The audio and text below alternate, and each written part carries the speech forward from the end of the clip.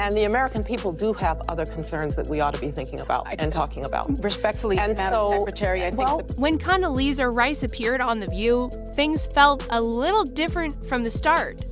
The show is usually known for its heated debates, interruptions, and big opinions, but this time, the mood shifted as soon as Rice began talking about the January 6th attack on the Capitol. She didn't play into the usual back and forth. She took a firm stance, calling it exactly what it was, a direct attack on law and order. But instead of getting stuck in the past, she did something unexpected. Rice steered the conversation toward what's happening now, real issues that affect everyday Americans, like rising inflation, high gas prices, and the daily challenges families are facing.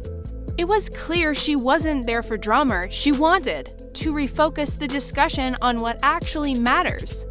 And when she and Sunny Hostin clashed, it was obvious they came from very different perspectives. past will become prologue if we don't find out exactly what happened January 6th. And we will. So it's not time now. We will find out. We must find out before moving on. We will. Sunny Hostin's debate style is bold and fast-paced.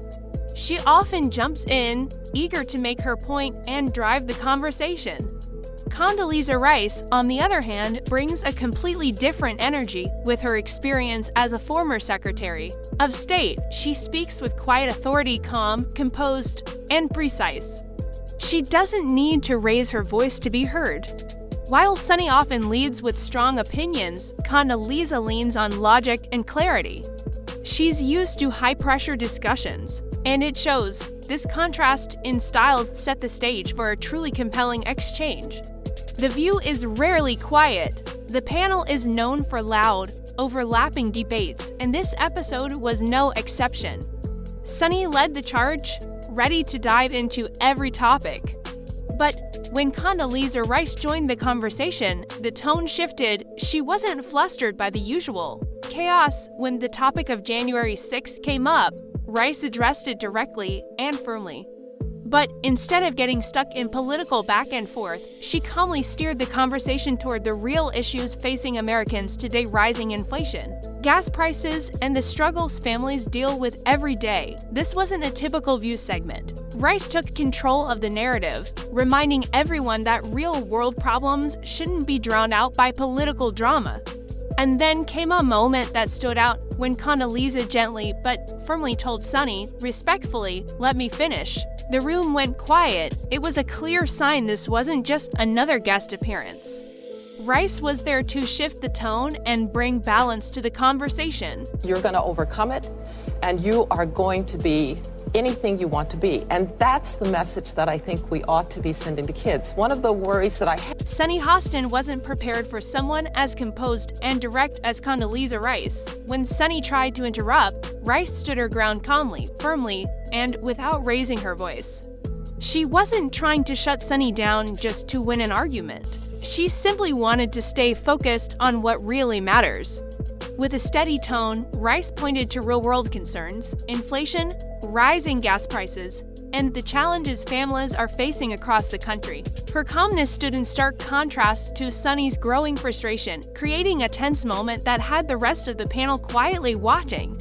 You could feel the energy shift. Rice wasn't just keeping up, she was taking control. Sunny is known for her strong opinions, quick interjections, and ability to steer conversations her way. But this time, that approach didn't land. After Rice finished laying out her points clearly and logically, Sunny was left scrambling to respond. It was tough to watch. Her usual fiery style just didn't stick. Rice's facts spoke louder than any dramatic reaction. Even the panel seemed to sense something different. Rice wasn't there to argue, she was there to offer solutions. That shift from noise to substance was a rare moment for The View. And then came something you almost never see on the show: the audience clapped. Education. Their children are in school 7 hours. That's a very formative period. And it wasn't just polite applause, it was real, spontaneous, and heartfelt. After Condoleezza Rice addressed the everyday struggles Americans are facing like inflation, rising gas prices, and the challenge of making ends meet, the audience responded with genuine appreciation. The clapping wasn't about politics or party lines. It was about the clarity and common sense she brought to the conversation, something that often gets lost in the usual noise. This wasn't the kind of applause that follows a dramatic argument or fiery exchange. It was a reaction to Rice's calm, grounded delivery, a reminder of what actually matters. The mood in the room shifted. The usual chaos gave way to something more focused, more honest. It felt like a moment of truth, and the audience clearly appreciated it. This episode of The View wasn't just about two women debating, it was about something bigger.